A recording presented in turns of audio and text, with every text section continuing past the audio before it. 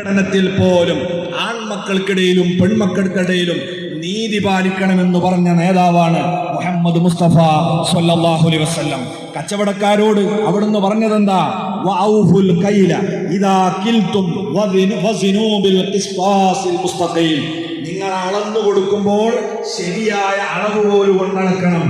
നീതി അധിഷ്ഠിതമായ തുലാസിലായിരിക്കണം നിങ്ങൾ നോക്കേണ്ടത്. കൃത്രിമത്വം ഉണ്ടാകാൻ പാടില്ല.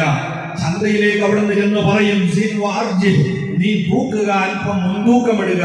നാളെ പരലോകത്ത് നന്മയും തിന്മയും തൂക്കുന്ന ആ അവസ്ഥ നിന്റെ ഓർമ്മയിലുണ്ടാവണം. ഒരിക്കലും ഉപഭോക്താക്കളുടേത് നിന്റെ കൂടെ ആയിപ്പോകാൻ പാടില്ല. ഇങ്ങനെ എവിടെയും നീതിയുടെ ഉപദേശമാണ്.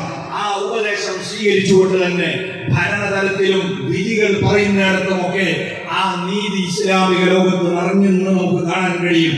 മഹാനായ സയ്യിദുനാ അലി ഇബ്നു അബീ ത്വാലിബ് റളിയല്ലാഹു അൻഹു 4ാം ഖലീഫയായി നാട് ഭരിക്കുന്ന കാലത്തെ